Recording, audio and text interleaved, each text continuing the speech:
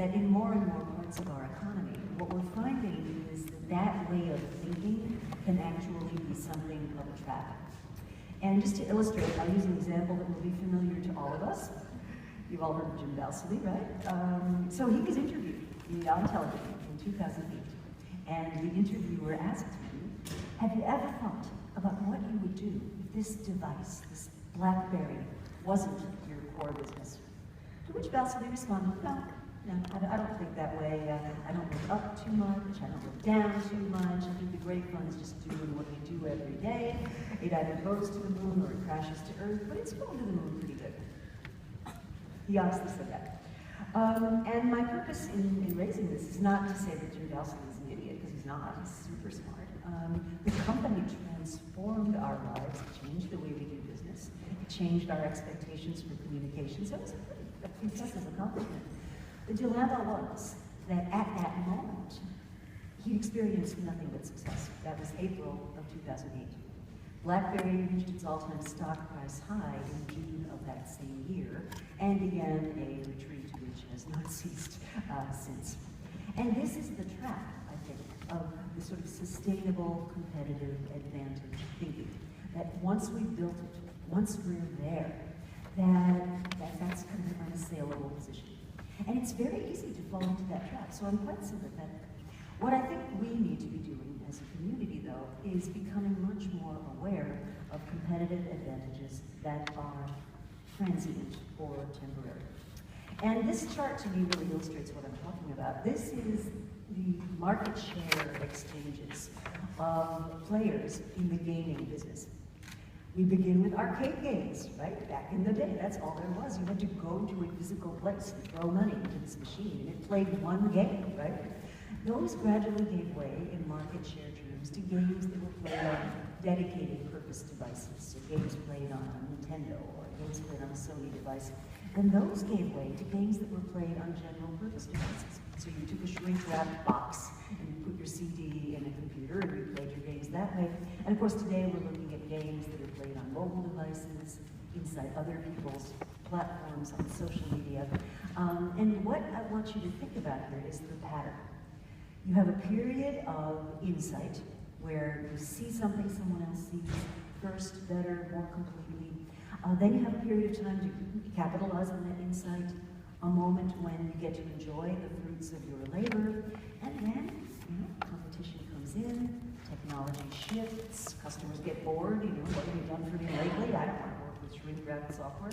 And your advantage can sometimes come under pressure.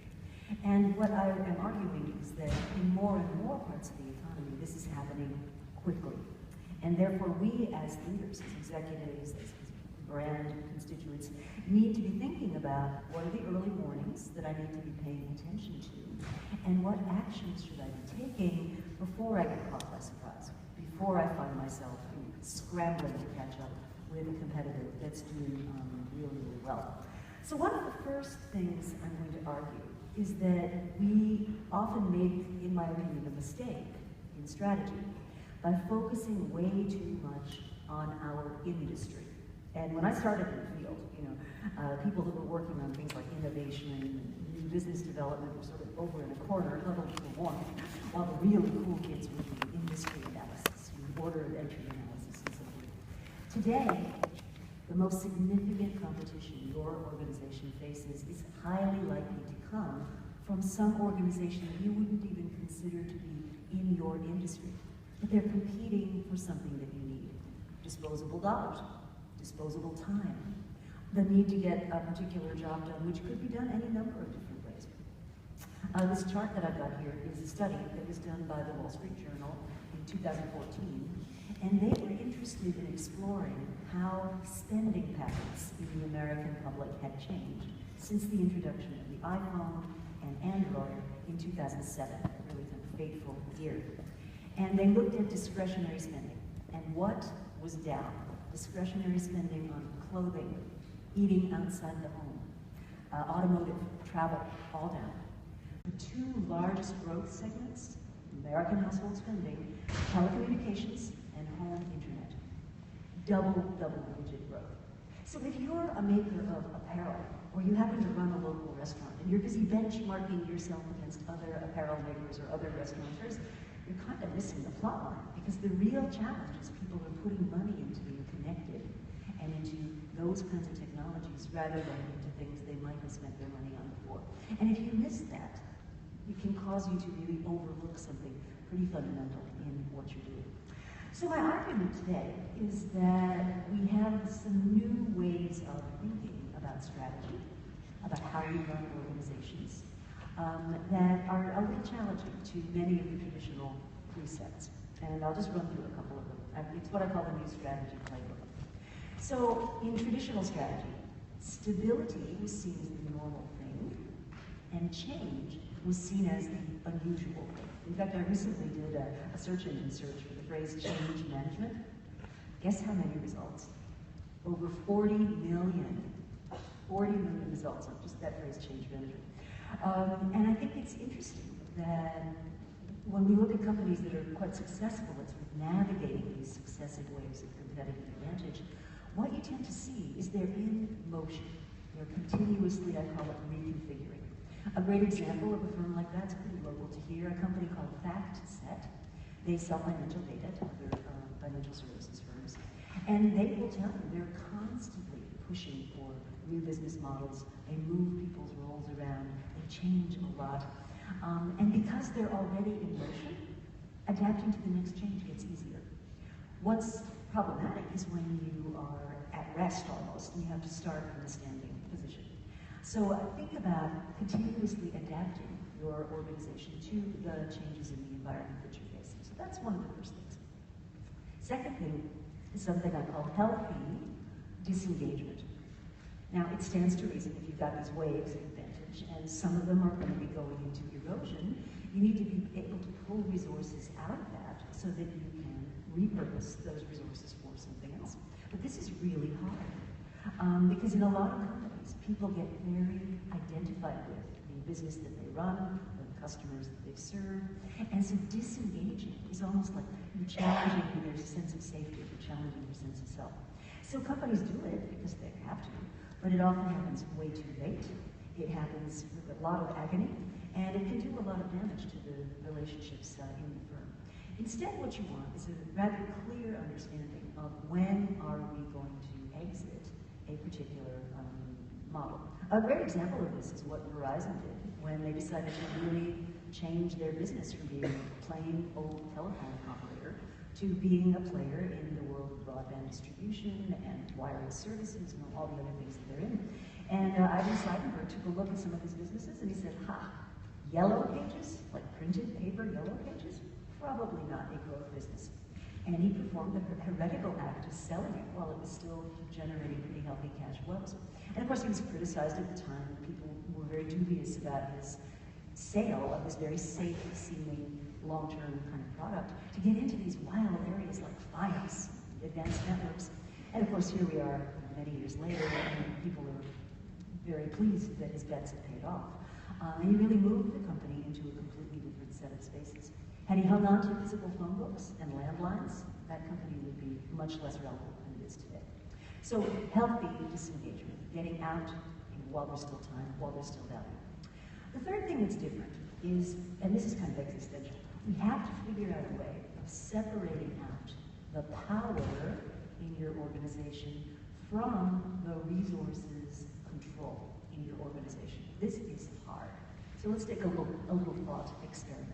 Imagine to yourselves that you are Mr. Sony Walkman at the height of that business's success. You had nothing but literally decades of success. You have an office, and right next to that office is the Walkman historical display.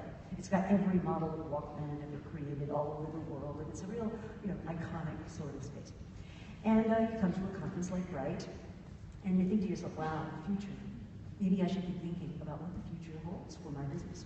Well, if you think about it, right, what got you where you are? Well, AA batteries, little worrying gizmos that take content in album form off of some kind of fixed media, beginning with cassette tapes, and then later on we have CDs and so forth. But they're albums, right? And then replaying that content in very high fidelity fashion, in a portable. That's what got you where you are, right? So you invite people to come and explain to you what the future is. So R&D, come talk to me about the future. And they come in and they say, okay, well, in the future, no more AA batteries. No more little worrying gizmos. In fact, no more media, no more albums. It's all going to be songs. They're going to fly through the air and land on a hard drive, and the music they play is going to be less high quality than what we can produce today with our technology that's perfect. Does this sound wonderful to you? Like, yes, fantastic. Let me dig into my pocket and bring about my own doom, right? Well, I'm telling this in a humorous way, but it actually happened pretty close to that. Sony had everything they needed to produce something like an MP3 player or an Apple-type product.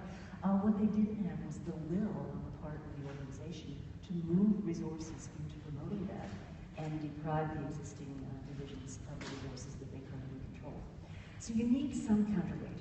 So let's take an example. At Lego, which has in the past decade or two undergone a fantastic resurgence, their CEO has a firm policy. He says every business leader in my organization is going to give up 10% of their budget at the end of every year.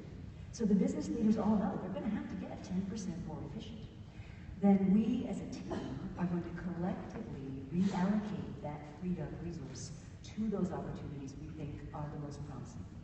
Now, what I think is interesting about the way they've set that up is it doesn't come across like I'm taking money from you and I'm giving it over there. It's, you know, we as a leadership team are going to figure out how to free up some cash and then how to redirect that resource to where we as a team think it has the most promise. So it depoliticizes a lot of these conversations that you might want to have. So this notion of, I call it deft resource allocation, getting resources moved to where they can do the most good, not leaving them trapped and held hostage in the existing businesses. The fourth thing is not going to be news to any of you here, but it's building innovation as an actual proficiency. In a lot of companies, you know, I have to tell you, it's still kind of episodic. So some senior person will say, you know, we need more innovation around here. You go form a skunk works. Put on painter pants and come to work at midnight if that's what helps, you know. But what happens? They dutifully get to work and they try to make an effort, and maybe they have some of their early efforts that show traction, but eventually the senior person leaves or moves on. The company has some problem somewhere else in the business and is looking for something to cut, and the innovation effort either dwindles away or gets cut out, only to be rediscovered 12 months later when somebody else says, you know, that doesn't work, right? What does work is an actual innovation proficiency. Now, what do I mean by that? There's a governance system. There's a funding mechanism. There are appropriate metrics that don't get in the way. Like for a lot of companies, the metrics that they use actually are antithetical to innovation. They cause people to not to want to do it, right? So and the good news, I think, is that we've learned so much about how to get this right. A lot of companies have not yet taken that lesson, but there's a lot of data that we've got about how you can build innovation efficiency that really works, and is actually a robust, ongoing process. And there are companies who I can hold up as examples. So Cognizant would be one well-known one that really does uncover these facts. Is another. To go to Asia, a company like HDFC Bank is well known for introducing innovative products and making it a real efficiency. So I think that's something to bear in mind. Now, leadership. This is all going to call for a different kind of leadership, right? A leadership where people are unafraid to speak the truth and respond to that truth. So one of my favorite examples is Alan Mulally. He was at Boeing and was brought into Ford. Now, Ford, at the time, was in deep, deep trouble. This was 2006. And Mulally agreed. He said, well, it's an iconic American company. I have these talents, and I got turned down for the CEO role at Boeing anyway, so why not go to Ford?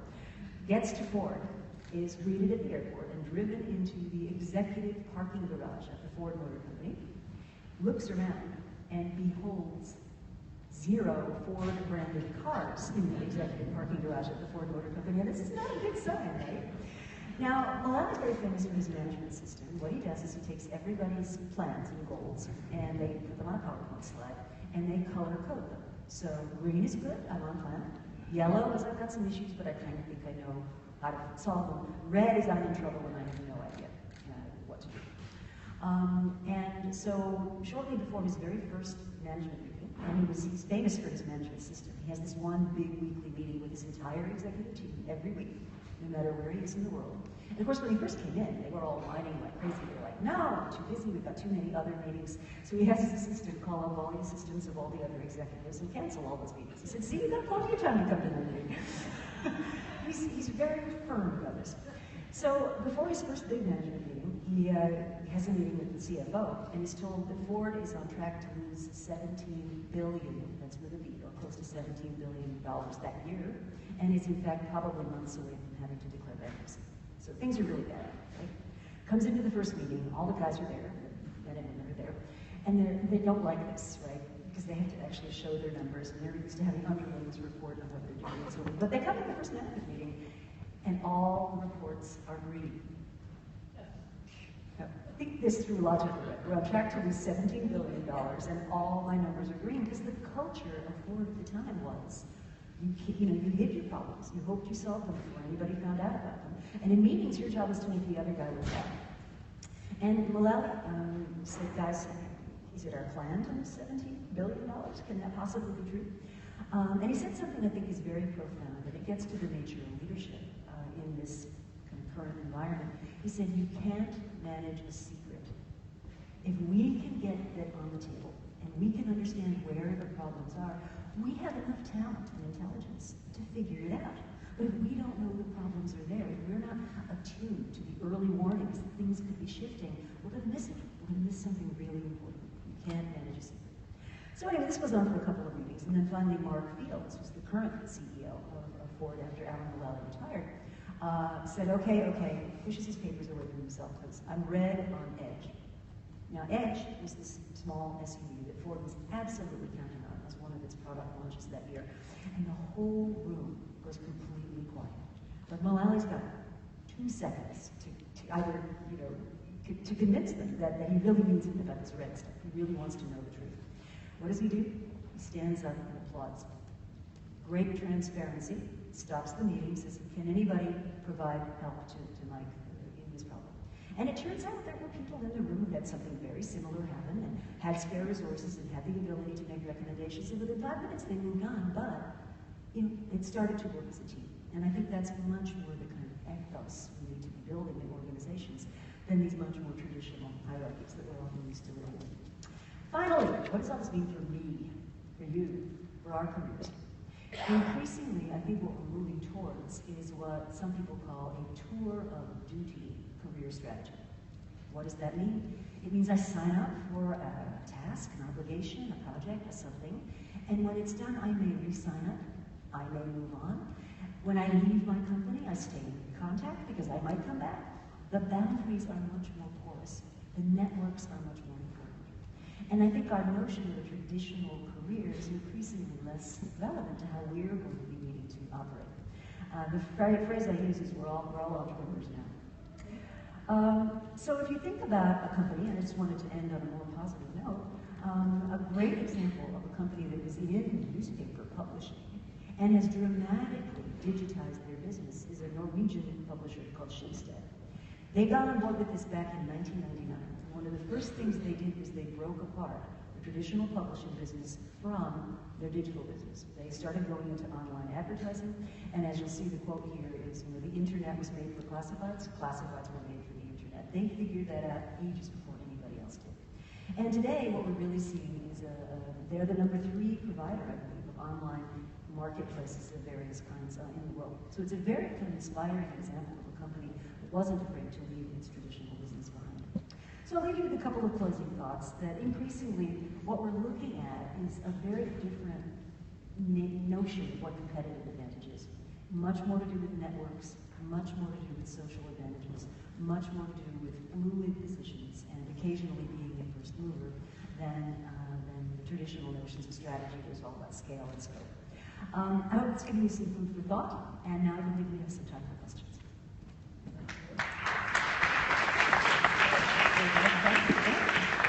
Yes, we will have time for questions. Raise your hand. Gentleman over there, please. That was great. Particularly when it comes to the innovation and proficiency part and the metrics.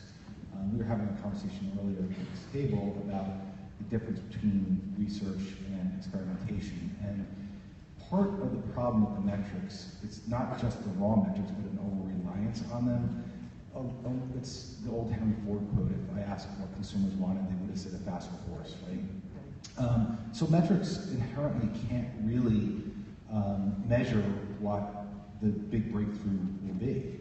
So there needs to be a culture of experimentation and intelligent risk acceptance, not assessment, but acceptance. So I'm just wondering if you encountered that in any of your research or thinking, and yeah, what role that has versus metrics. Sure. So a technique I use a lot is called discovery-driven planning, and it had its roots in this exact issue, which is how do I plan for something when I don't know what it's going to be yet?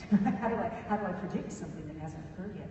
And in the nutshell, it's subsequently been adopted in things like the lean startup movement and things I'm sure you've heard of.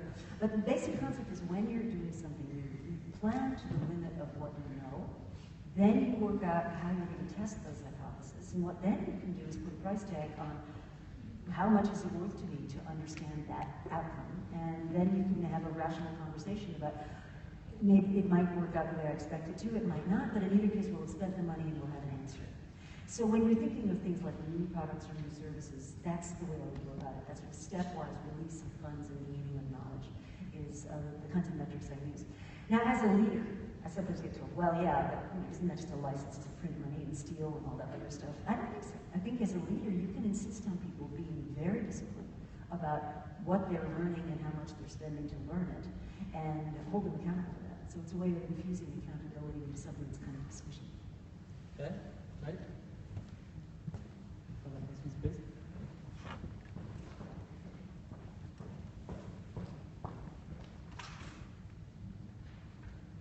Thank you. Question for you. How would you characterize the last 5 years in terms of change and the next 5 years? In terms of what kinds of changes we're going to see?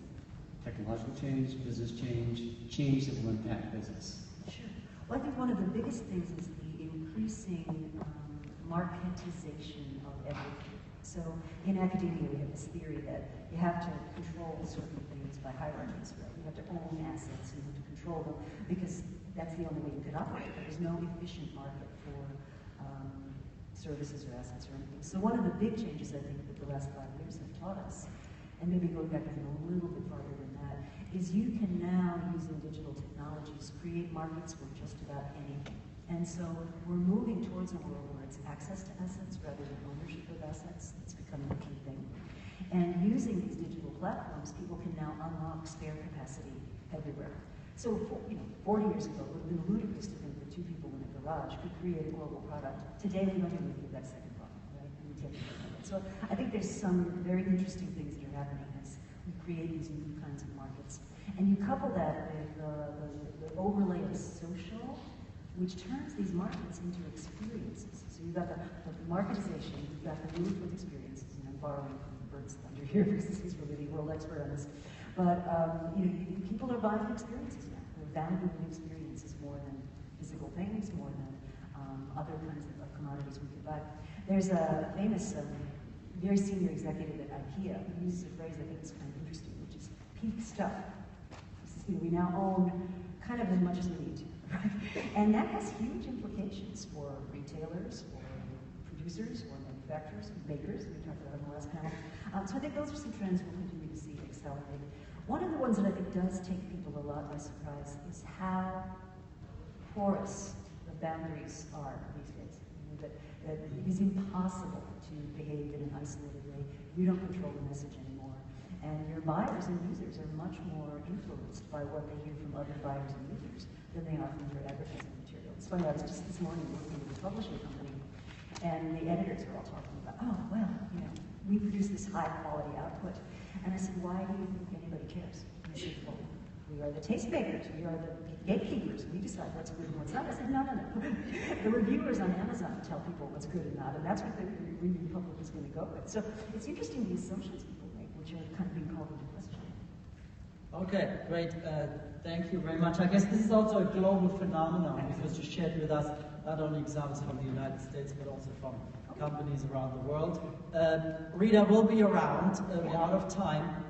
Rita will be around. She'll also be here for signing her book, okay? But I do want you to be able to leave on time. So thank you very much, Rita. And I'm going to bring back on stage, again, Matt Quint and David Rogers for some last-minute things. We're not done yet. I have one important last-minute thing, which is some free entry to Flywheel, okay? You may remember from the branding session yesterday that Lou Frankfurt is very closely involved with Flywheel. He sent out 100, okay, 100 of these coupons, okay?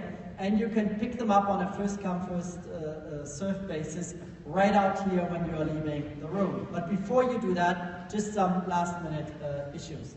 Well, before you get it, we need your evaluations form. So you can That's drop right. it off by picking up your Flywheel card, because we, again, really want to hear your feedback on the sessions this morning. Great.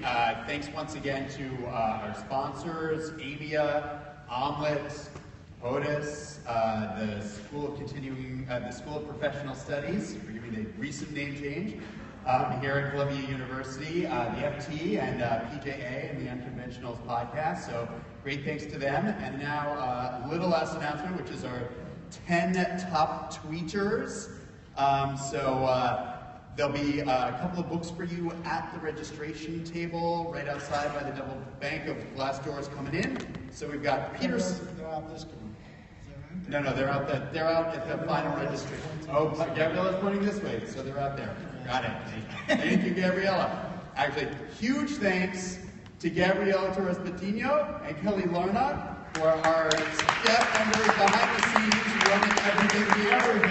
In addition, of course, to all our volunteers, who many of you had interactions with all day and really actually allow us to run this large. So again, big round of applause for all our volunteers. And at our little help desk table, I guess, out there, we'll have the books. So the top tweeters are Peter Skylight, Marsha Robbins, Lauren Perkins, Wallis, Tiffany Liu, Bianca Swift, Margaret Malloy, Idio Reno, and Lynn Land. Okay. So congratulations on that. And thank you. Thank you so much, and we'll hope to see you next year for the 10th year of BRITE. Yep. See It'll you be next year. March Thank you. 6th and 7th, we expect. So put it on your calendar. Thank you, everyone.